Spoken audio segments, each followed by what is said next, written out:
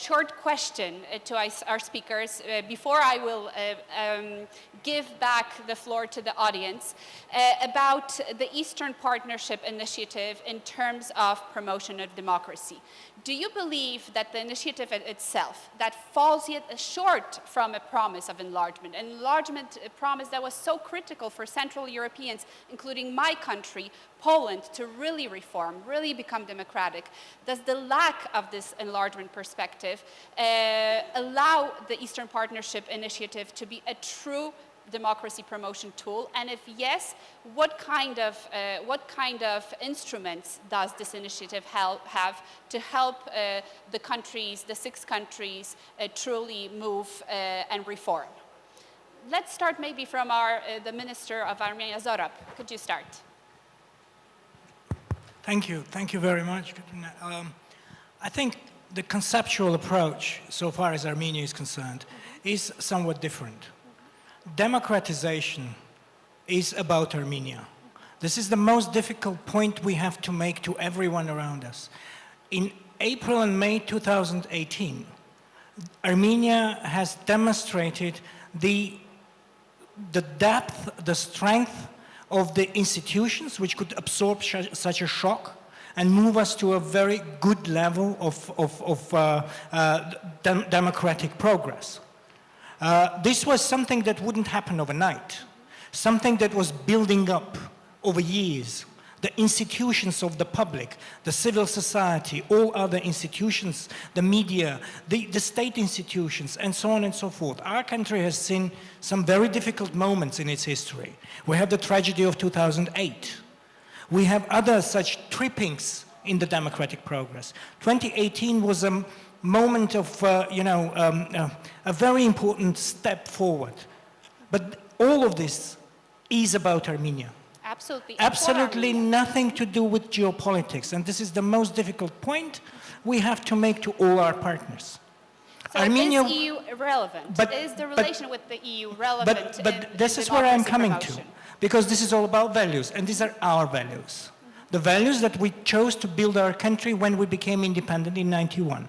The model of a country. When we do a law in Armenia, we send it to not any commission in the world, but to the Venice Commission, for example, because we want to check it against the European standards.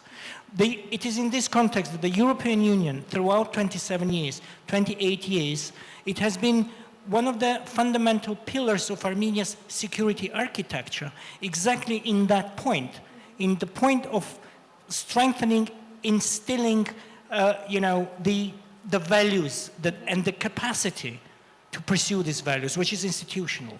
You can have all the values, but if your institutions are not good enough, it will not work. So it is the value of our relationship with the European Union that they have been participants in this through the consistent support and engagement in building the institutions to build, genuine, strong democracy. Absolutely. Eastern Partnership, in that sense, is giving us that platform of a sense of community, because I think at the heart of it is the values.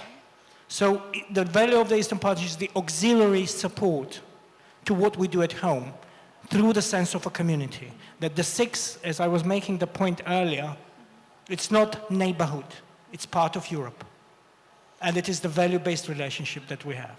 Absolutely, and the European Union is a community of values and is a community of democracies. Tamar, do you think that the EU is a strong, or the integration with the European Union is a strong driving factor for reforms here in Georgia? Thank you very much for the question, and my short answer would be that... Let's start with our Armenian friend, because you have this balancing act to perform, so I'm very interested in your opinion. Thank you. Look, we are very patiently making this point. What happened in Armenia is no geopolitics. Don't try to find anything in Armenia's domestic politics, in Armenia's transformation, in strengthening democracy, in strengthening our public institutions, that goes against our relations with Russia. Don't find color in Armenia. You won't. So we have been quietly and patiently explaining this to our partners who have doubts about whether democracy is a geopolitical tool. It is not. But wait a minute. The same goes in the other direction. Because I was in a condition at some point earlier last year to ask this question to my friends in Europe. Are we not sufficiently democratic to you because we're not sufficiently anti-Russian? This is not how we want to think. This is not how we think. So if Russia is brought in the context of geopolitics, then my one word is Turkey. My security concern is Turkey. This is where the security threat comes to Armenia. 27 years of blockade, 27 years of denied justice, denied relations, is creating a serious security threat to us. Let's discuss that. But does it have to do anything with democracy building in the country? Does it have to do anything about our civilization, our values, and everything that we find home in Europe? We are Europe? You see what I mean? So this is this fine line, the difficult fine line, in which you have to build your security architecture in a way that you can protect your national interest, in which democracy, so far as we are concerned, we have established it very clearly that democracy is part of our national security architecture. And for that we work in every direction to complement and to consolidate that architecture. Let me just challenge you very shortly here. I can imagine that our Ukrainian colleagues, Ukraine, during the days of the Euromaidan, would also say to the Russians, this is not geopolitics. It has nothing to do with geopolitics. It is our own choice. And yet, they suffer until today the consequences of something that Russia saw as geopolitics, has not consulted. You're not afraid of that type of a potential threat? No, we're not. We have been patiently doing our job.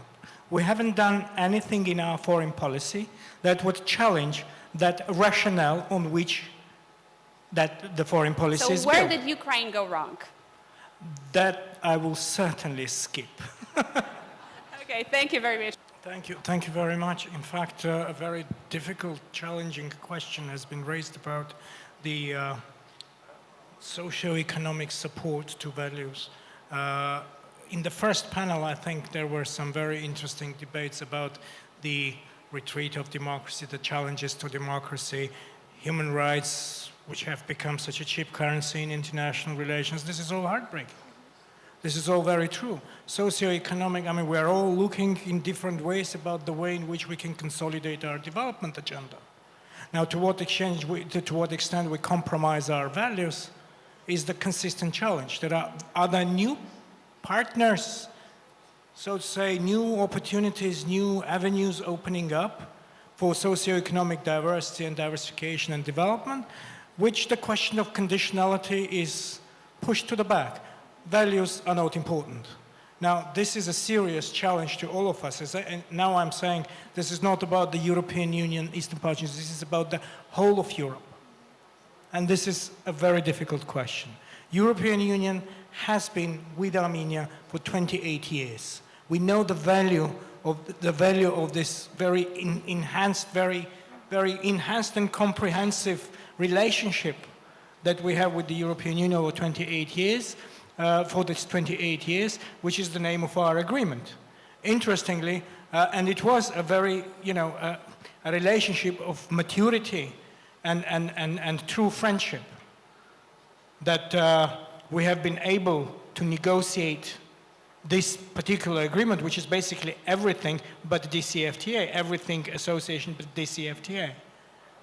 We have defined to ourselves this diversity of socioeconomic development, diversity of entries to markets. We have had to deal with geopolitics. So those are the realities that we, the small nations, Georgia has been speaking exactly, our colleague, she mentioned the difficulty of a small nation, the challenge of a small nation. So how to stick to your values while at the same time to position yourself in this global turbulence that is happening. And Europe as a place of values, as a place of a common home, where we share, we do believe in that, is, I think, the debate, whether it is Eastern Partnership, it's one of the platforms, a very important platform of community, as I was saying, sense of a community.